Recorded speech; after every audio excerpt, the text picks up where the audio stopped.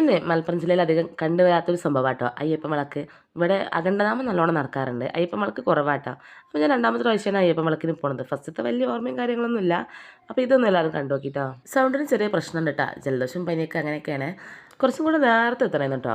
ഞങ്ങൾ വരുമ്പോൾ പാലക്കൊമ്പ് എഴുന്നള്ളിപ്പാണ്. അതുകൊണ്ട് റോഡൊക്കെ ഭയങ്കര ബ്ലോക്ക് ചെയ്യുന്നു. അപ്പോൾ ബ്ലോക്കൊക്കെ കിട്ടി.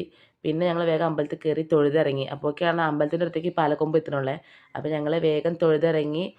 അലങ്കരിച്ചത് കാണാൻ നല്ല ഭംഗിയുണ്ട് കേട്ടോ. അയ്യപ്പൻ്റെ സന്നിധാനം വാവരൊക്കെ വാഴപ്പോള കൊണ്ടാട്ടോ നല്ലോണം അലങ്കരിച്ചിട്ടുള്ളത്. നല്ല അടിപൊളിയായി അലങ്കരിച്ചിട്ടുണ്ട്. അപ്പോൾ ഞങ്ങൾ നല്ല രീതിക്ക് തന്നെ തൊഴുതിറങ്ങി.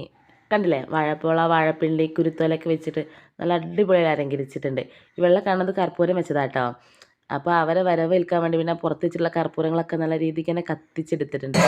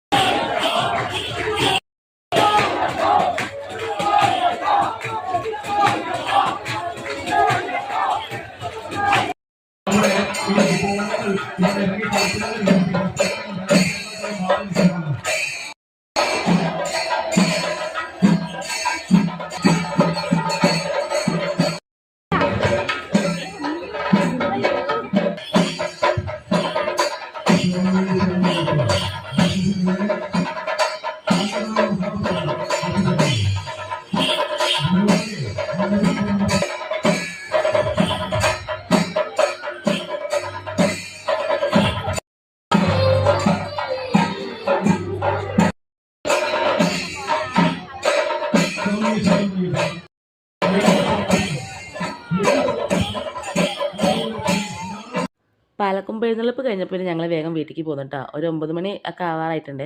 അപ്പോൾ ഞങ്ങൾ വേഗം തിരിച്ച് വീട്ടിലേക്ക് തന്നെ പോകുന്നു. നല്ല രസമുണ്ടായിരുന്നു കേട്ടോ. നല്ല തിരക്കും